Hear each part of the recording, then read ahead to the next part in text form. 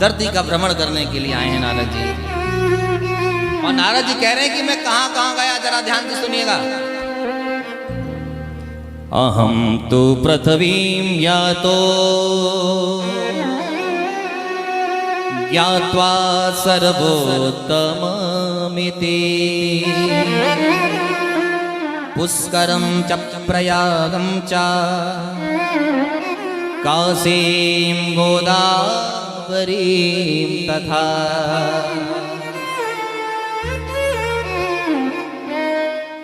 हरिक्षेत्रं कुरुक्षेत्रं श्रीरंगं सेतुबन्धनम् एवमादिशि तीर्थेषु भ्रममाण इतस्तथा। नारद जी चारों तरफ भ्रमण किए, हरि क्षेत्र गए, कुरुक्षेत्र गए, सेतुबंधरामेश्वरम गए, गोदावरी गए, लेकिन कहीं भी शांति नहीं मिली नारद जी को। और ये बात ध्यान रखना, केवल नारद जी की बात नहीं है, आप अभी संगम में नहा के आए होंगे, न जाने कितनी बार गंगा जी गए होंगे, न जाने कितनी बार बद्री विशाल गए होंगे, न जाने कितनी बार केदारनाथ गए होंगे। ईमानदारी से बताइए, आपको शांति मिली क्या? हाँ? अरे नारद जी को नहीं मिली तो तुम्हें क्या खाक मिलेगी? नारद जैसे संत को नहीं मिली।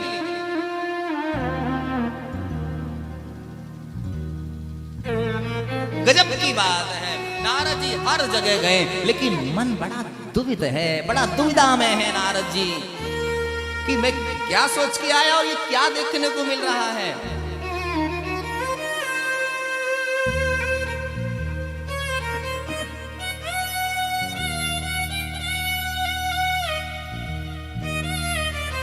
और ये ध्यान रखना, कभी कभी जीवन में ऐसे पल आते हैं, कभी कभी ऐसे क्षण आते हैं जीवन में, एक आप अनुभव करिएगा, मैं अपने अनुभव की बात बता रहा हूं। कभी कभी ऐसे क्षण आते हैं कि जो तुमने देखना सोचा भी नहीं था, वो दिन देखने के लिए मिलते हैं।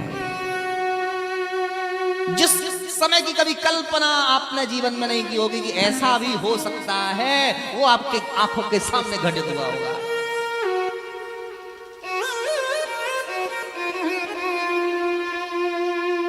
समय ने किसको नहीं रुलाया? ऐसा समय जीवन में आता है। ऐसा नहीं हो सकता कि तुम्हारे जीवन में हमेशा सुख ही सुख बना रहे, ये कभी भी पॉसिबल नहीं है। अगर सुख है तो दुख जरूर होगा, ना चाहोगे तब भी होगा।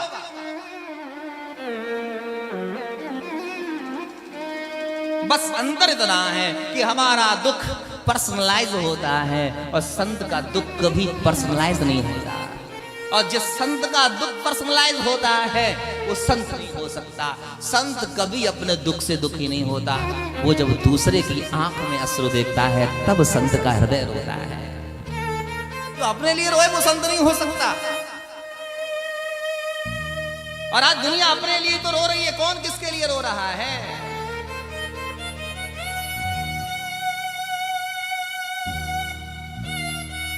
आप बड़े बड़े आश्रमों में जाइए, बड़े बड़े संतों के यहां जाइए, वहां भी झगड़े हैं इसी बात के कि गुरु जी कब मरे, और गद्दी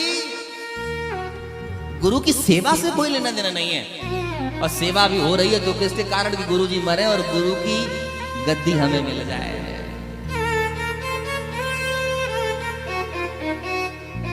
और ऐसा ही हम सोचते हैं, हम सगे भाई होकर भी सोचते हैं कि कब मौका मिले और भाई का भी हमें हड़पने को मिल जाए।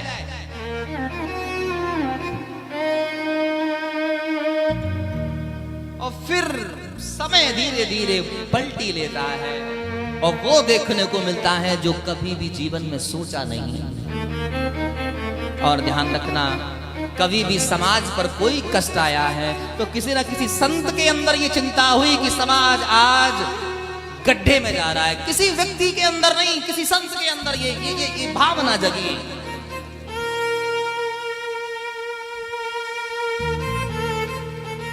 यहां देखो, नारद जी ने जब भ्रमण किया तो नारद जी ने जब संसार की हालत देखी तब रोए, और वहां विश्वामित्र जी भी रोए। और दोनों बातें समाज से जुड़ी हुई हैं। नारद जी समाज दुखी है किसके कारण? कलयुग के कारण, दोषों के कारण।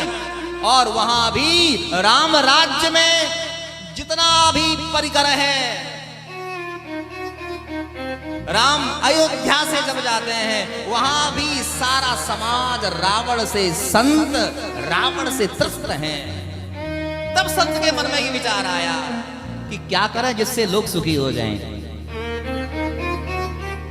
तब गाधी तनय मन चिंता व्यापी, गाधी तनय मन चिंता व्यापी, गाधी तनय मन चिंता व्यापी, हरि वेणु मरइना निश्चर पापे, हरि वेणु मरइना निश्चर पापे, गाधी तनय मन चिंता व्यापी, गाधी तनय मन चिंता।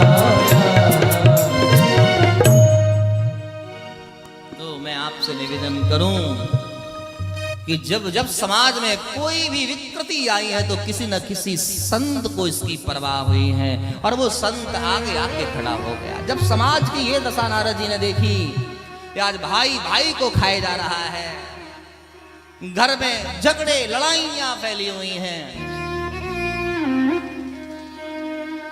एक माँ 4 बेटों को तो अपनी कोख में रख लेती है, लेकिन वो 4 बड़े होके एक साथ नहीं रह पाते, एक माँ बाप को नहीं रख पाते। ये कलयुग की विशेषता है, ये इसका धर्म है। ये विकृत करेगा, ये आपकी सोच गंदी करेगा।